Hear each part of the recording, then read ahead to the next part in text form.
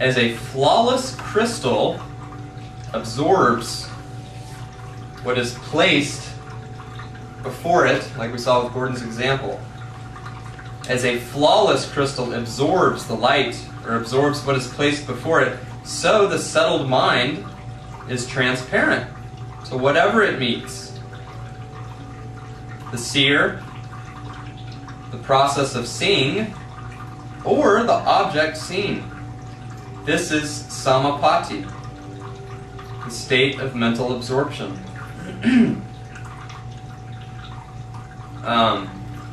What means that? It's crystals, what it means? A crystal? It's like a rock, like a quartz crystal. Yeah, I know. So, a flawless crystal, like a diamond that doesn't have any imperfections, will reflect light differently than a diamond that has the little imperfections in it. Okay.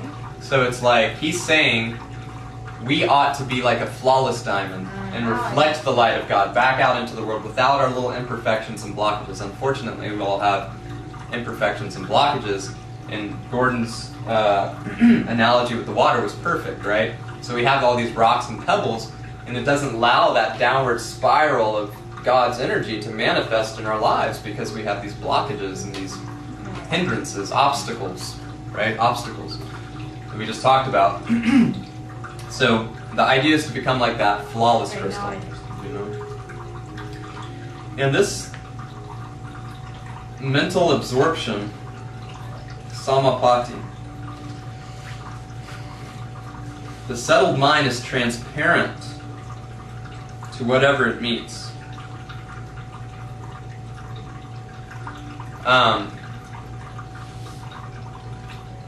You can read that and you can try and wrap your head around what would that be like, you know? And again, it's one of those things, samadhi, it's hard to put into words. It's hard to wrap your head around, to put a label on, to explain and express in our limited language. It's something that has to be experienced. And we talked about that yesterday. It's an experience, something that has to happen in your being for you to understand. And I shared a little bit of this with y'all, I think, before, but about 6 weeks ago or so, I had kind of a profound experience where I experienced this samapati. And it's like really hard to explain and put into words, but essentially, I think I tried to write it down.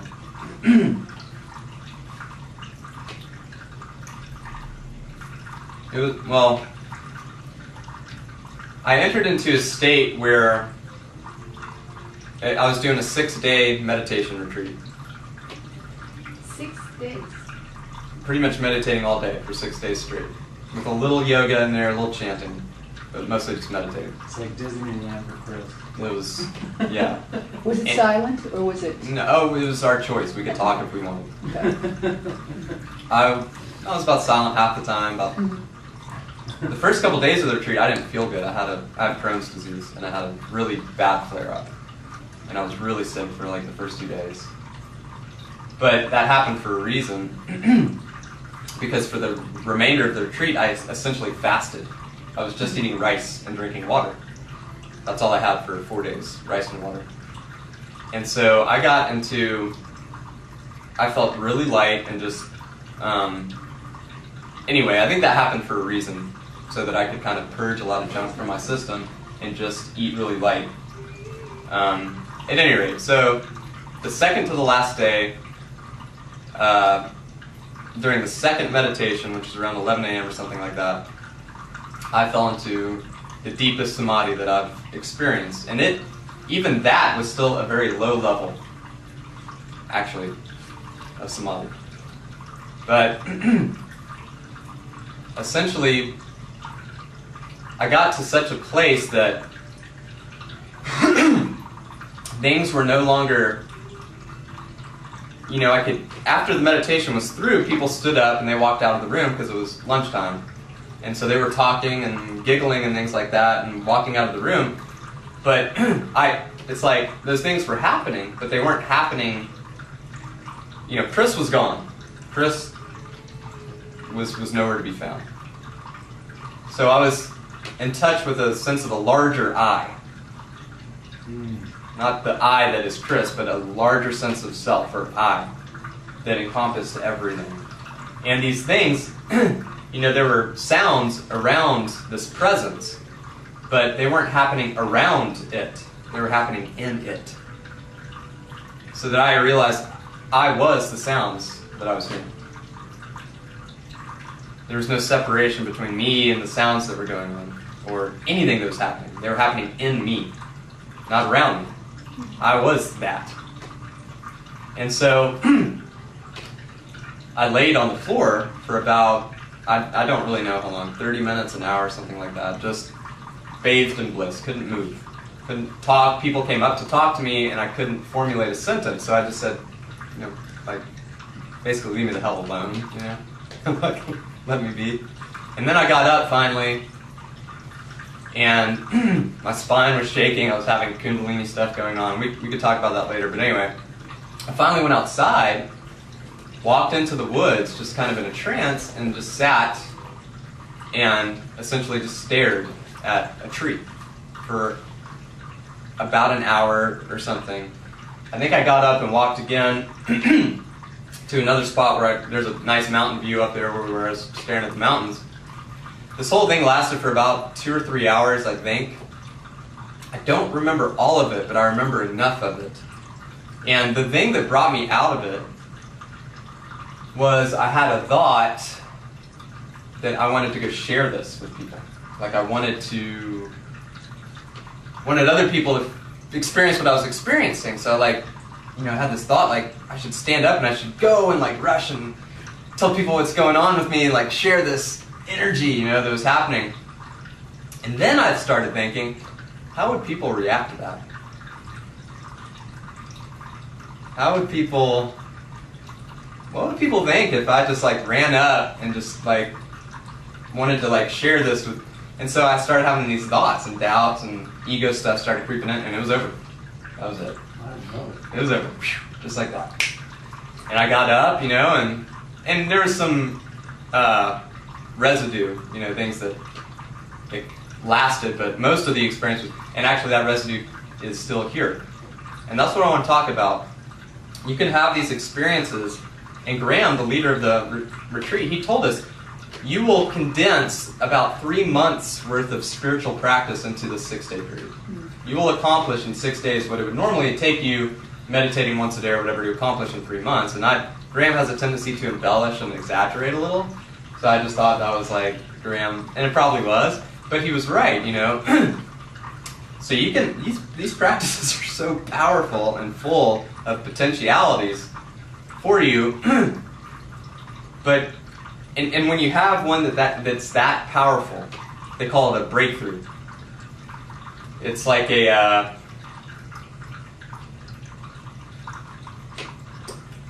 stays with you. That one experience that I had was so transformational that it changed my the way I experienced the world.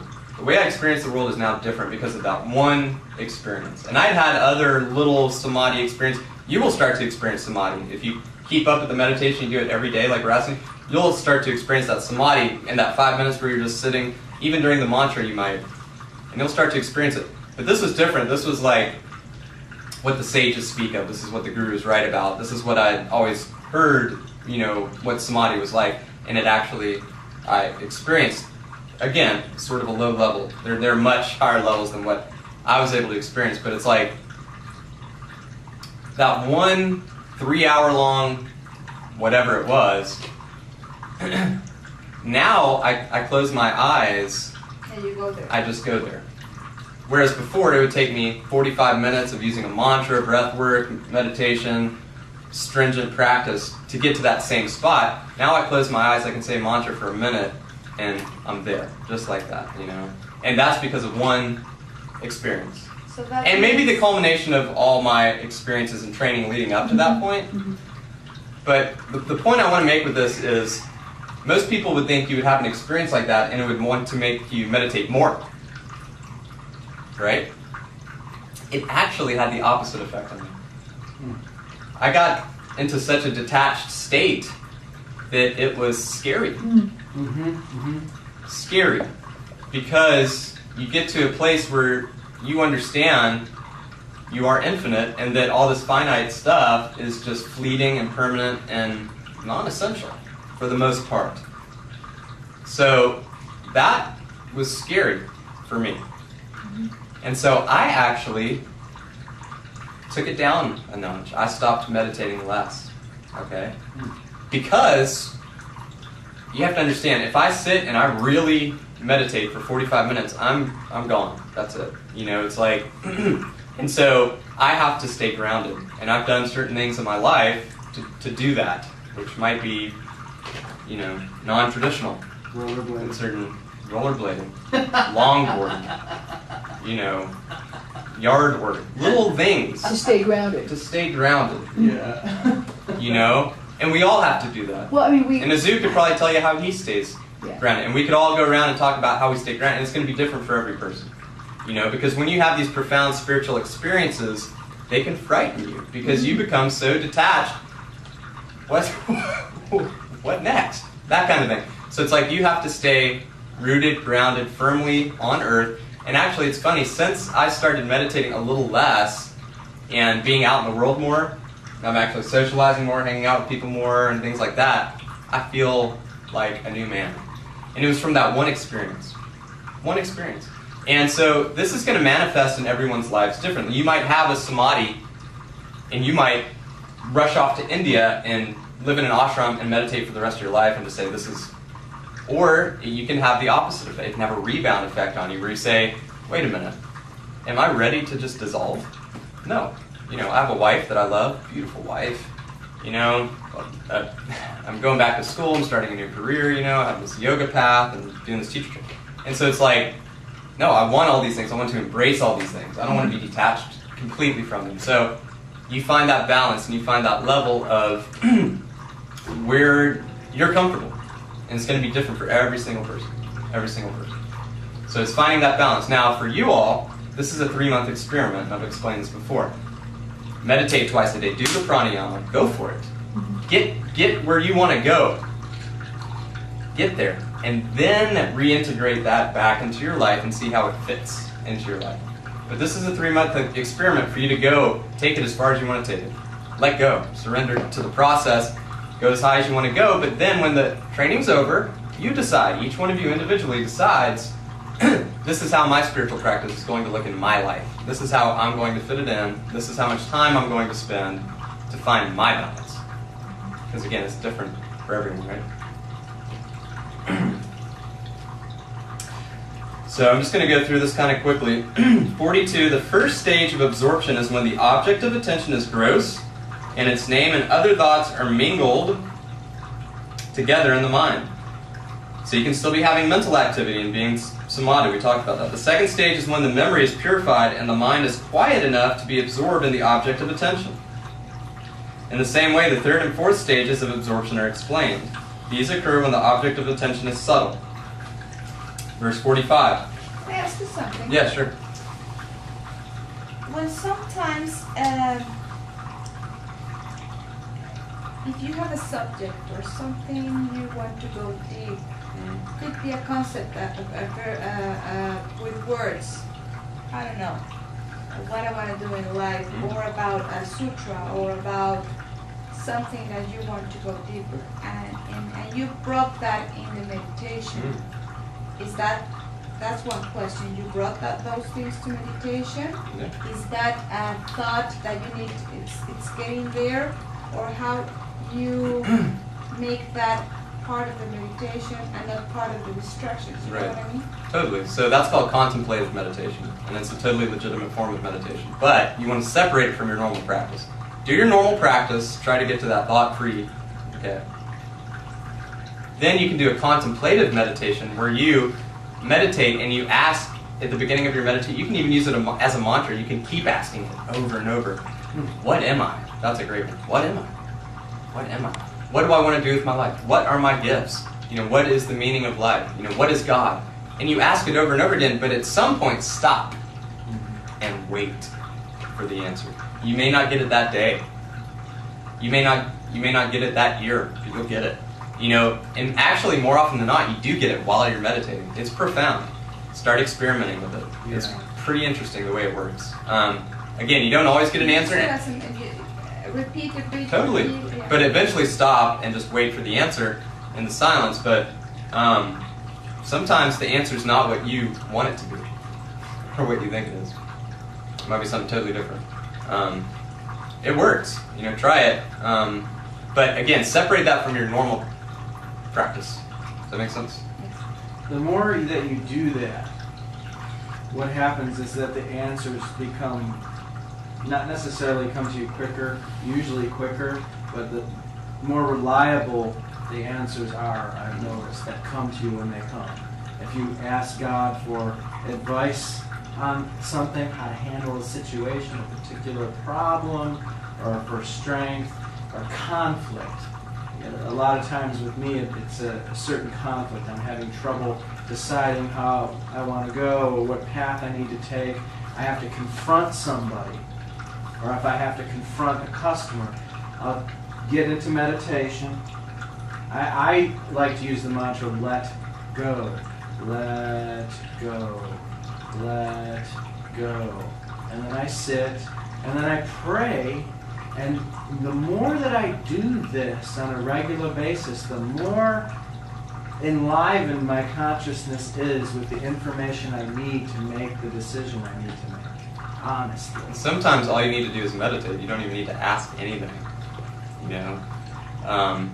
Sometimes you do need to ask and wait. So just experiment with it in your life. You'll see results. It's pretty cool. unbelievable. It's really cool. Yeah. It happened to you too? It happened to all of you? Mm-hmm. No. Experiment with that in your spare time, But again, separate it from your normal practice. But try that. Just ask yourself a question. Let it be like a self-manifesting mantra, and then let go, and then wait in the silence for the answer. It might not be in words. It might be a feeling, or an emotion that rises up, or a vision. Yeah, its experiences are different for everyone. So I think everyone has a different situation in terms of experiencing that state. I have maybe different experience myself, more of a feeling kind of thing with me. But it's it's different. So you just don't think it's going to be one way, right? Just be open to whatever. Cool. So 45, the range of subtle objects includes all the levels of creation extending to the limit of the gunas. We talked about the 3 gunas already. These levels of samadhi are concerned only with external objects. But on refinement of the 4th stage of absorption, there is the dawning of the spiritual light of the self. This level is ritambara, where consciousness perceives only the truth. So that's the highest level of samadhi, where your consciousness perceives only truth. Okay? 49. The knowledge gained through ritambara is qualitatively different from that gained in the usual way through testimony and inference. Again, this realization, that I'm just using myself as an example because that's all I can speak on. The realization I had, or the samadhi experience I had, was qualitatively different than any knowledge I could gain from reading a book or listening to somebody talk that's knowledgeable, listening to a guru or a teacher. That's great. You can learn a lot that way. But you learn so much more when you experience these things than you do when you talk about them or try to learn about them from someone else. That's why a guru is great. But can a guru actually take you to enlightenment or take you to samadhi? No. You have to do the work on your own. So, don't be a believer. Be a knower. There's a huge difference. Don't believe something. Don't believe anything I tell you, for God's sakes. Be a knower. Or if you're going to believe in anything, believe in yourself. I gotta say something. Believe in your truth Your own. and be a knower. Know. Beyond the shadow of a doubt. I have learned so much just learning to become comfortable with solitude in my own energy and not over socializing, spending time alone, spending time in the woods, spending time at the river, by myself, being as meditative as possible. I have a little bit of a hard time getting to a higher state because it's hard for me to sit still and my lower back hurts, but I do the best I can. But I have learned so much just by paying attention to the creation. I've been able to figure it out because a lot of that is already in our DNA. The information in this book helps to reactivate That's right. a lot of what we already know. It's just a catalyst, right? Yes. It catalyzes the processes in you that are latent. All the knowledge. This is, you already know all this. It's like the first time, think about the first time you picked up and read some good metaphysical literature. I mean, good stuff. Not frou-frou. I mean, good quality stuff. You picked it up, you read it, and something just resonated inside you. Why? Because your heart knew that it was truth and that you were relearning something. It's a remembering. Reading this, studying this stuff, we're not learning this for the first time. We already know all this. It's a remembering. We're remembering it. Okay? The end of verse 49. The former means is intuitive and sees things as they are in their totality, whereas the latter means is partial. The impression born of Ritumbara prevents the accumulation of further latent impressions. Samadhi prevents karmic buildup. We'll talk about that in just a second. Which number you are? I'm lost. 50, verse 50. The impression born of Ritumbara prevents the accumulation of further latent impressions. Latent impressions is karma, samskaras. 51. And when even the latent impression of Ritumbara has been brought to a settled state, then all activity ceases. In Nirbija Samadhi, the unbounded consciousness of the self alone remains. So that's, I guess, Nirbija Samadhi is the highest attainment, even when Ritumbara has been transcended. Okay? So let's talk about karma just for a second. We all have a different understanding of what karma is, but essentially, we all have different karma, okay?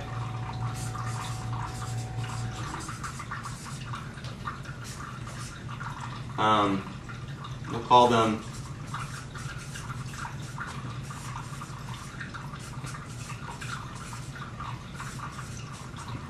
subconscious tendencies. We can call them programs. Contract. Well, I don't know if it's a contract or not because you can break it. Break the contract. So karma, your subconscious tendencies. The things in you that elicit your reactions to situations, how you handle situations. Okay. Samskaras.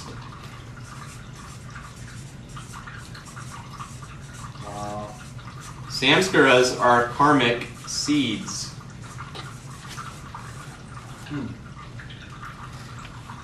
Okay? We all have samskaras. Somebody says something to you don't like, you react with anger. Okay? That's because you have within you a seed of anger. Something happens and you get afraid. It's because you have a karmic seed. You have a samskara of fear in you. These samskaras are the cause of all suffering. Okay. Cause of attachment and suffering. Now these seeds, these karmic seeds, okay, they can only grow, be fertilized, be nourished in an ego field.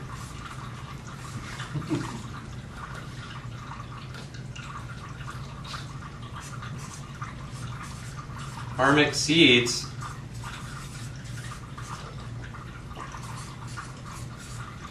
have nowhere to take root in the field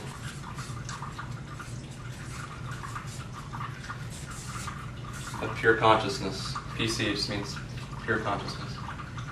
So these karmic seeds only grow in your personality self. They have nowhere to take root. They have nowhere to grow. They have nothing to nourish them in the state of pure consciousness. When you're in a state of pure consciousness, Pre-consciousness. Pure. Pure. Yeah, pure consciousness. So when you're in that state, these karmic seeds, these samskaras, they can't take root. They have nothing to latch onto. They have to. They're physical, and they must latch onto something physical. Okay, your personality. Okay, when you're in a samadhi state, where's your personality? I don't know. I don't know where it goes, but it's not there. And so these karmic seeds, they have nowhere to root down. They have nothing to grab onto, nothing to latch onto, nowhere, no field to be planted in. There's no field. So again, from yesterday, how does Patanjali tell you to end suffering? Okay, he spelled it out. To end suffering. Somebody remember what his solution was? Daily what? Daily meditation. Daily meditation. Now, does everybody have the same karmic seeds, or is it different for everybody? Oh no, everyone no. Okay, I mean, it's not like latent in Thank you, but no everybody. thank you. Well, there's some things that are probably latent in everyone. Yeah. But no, we all have our particular Okay. unique set that Okay. makes us unique and fun. So we nourish it, we plant it, we nourish it. We nourish it, we give it Yeah. sunlight, Yeah. we give it water to grow. Every time you get angry, you're watering your karmic seeds. Every time you get afraid, you're watering your karmic seeds. Every time, you react emotionally to a situation and you're not in control, you're watering your karmic seeds. You're giving them life, you're giving them sunlight, nourishment, everything they want. You're feeding your pain body. Okay? Pain body is hungry. So It's like the Cookie Monster. The reason why it's the end suffering daily meditation, because then you reach this pure consciousness, which means it's non-physical, so it's really pure spirit, or whatever you want to call it. So they cannot hold it. That's right. So if you keep meditating in the day of the rest of the day, you will be in that state. I wish. But then why is the solution daily meditation? After a while, remember, repeated, and he uses that word all the time, repeatedly. If you do this repeatedly, meaning daily, over time, and remember it says in there, yoga takes a long time to perfect, right? So if you repeat, if you get here every day, for the first couple months it might not make a difference. Over the years, if you cultivate that pure consciousness, that God energy, divinity in you every day, when you meditate in the morning, suddenly that state lasts a little longer. It goes a little longer into your day. So right now you might meditate and you might get into like a low level kind of samadhi and you might feel pretty good for 10 minutes and then the phone rings and somebody yells at you for something and it's done, right? 10 years from now you keep this up, that phone's going to ring, you're probably going to keep meditating, you probably won't even care, and that state will take you through the whole day. That's the idea. And I can see this with people that have been meditating for very long periods of time. They're super calm, relaxed people, really have their thing together, So I think the longer you do this, the more practice you get. It takes practice, tons. It's the hardest. Meditation's the hardest thing I've ever done in my life. Period. Harder than learning how to play guitar. Harder than learning B-series sun salutation. Harder than being a school teacher for 6 years in public middle school. Harder than that. It's hard. And that's okay. It's supposed to be. If it were easy, we'd all be right at one with God all the time. It's a practice. It takes a long time. Don't expect huge results immediately. You'll have them, and you already are. But again, it's a cumulative effect over long periods of time. Does that make sense? So the idea is to get a little of this, a little taste of this each day, carry that into your life, and the longer you do it, the more you do it, the easier it becomes to root these out, root them up, throw them away. They're not doing you any good. Right? Hang out here. Okay? When I'm hanging out in Chris all the time, I'm just feeding these little guys, man. They're loving life. When I'm hanging out here, man, they get pretty agitated at me, and they'll do things to trick me and to get me back into Chris. So be mindful of those little tricks, because you've already told me, right? Yeah, he's tricky. So hang out here as much as you can. Bring it into your daily life, and it will ease your suffering, because again, you realize you're infinite. Once you realize you're infinite, anything can happen to you, and it's like you might react, and there might be emotions and stuff, but there's this little underlying something underneath that never really gets affected. And that's awful nice. That brings a lot of peace to your life. So, again, everybody understand concepts, karma, samskaras? And again, the theory is that you accumulate this from all your past lives. You bring all this stuff with you into this life that you've taken with you through previous lives, and so on and so forth. And so life essentially is the process of getting rid of this and hanging out here. That's it. Cool. It's crystals, what it means. A crystal?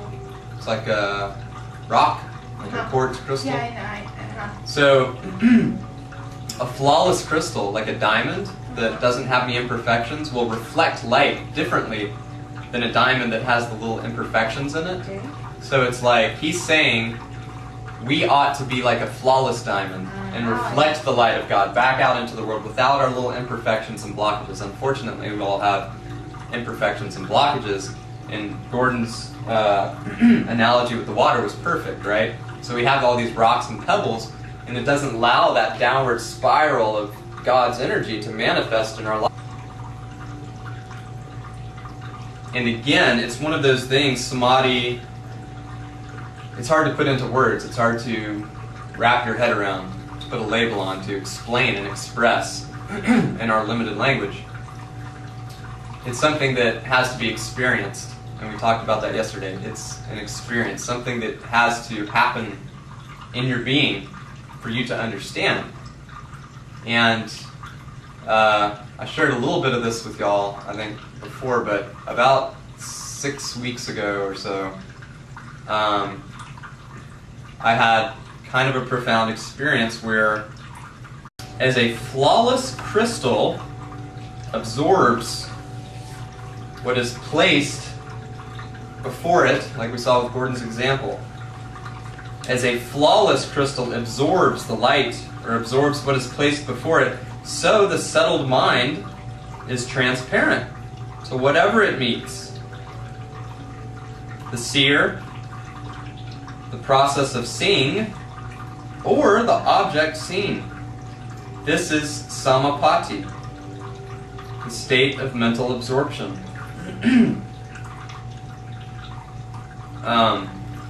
What means that? I experienced this samapati. And it's like really hard to explain and put into words, but essentially, I think I tried to write it down.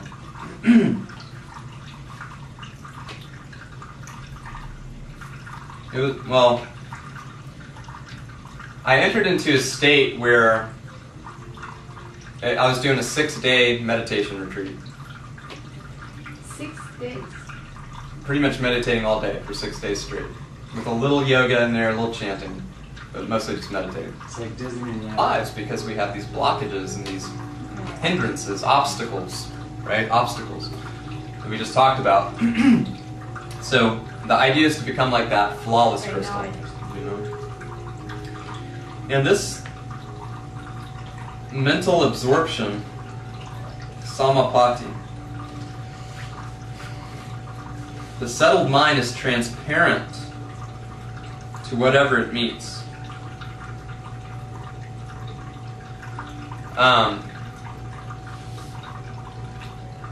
you can read that and you can try and wrap your head around what would that be like, you know?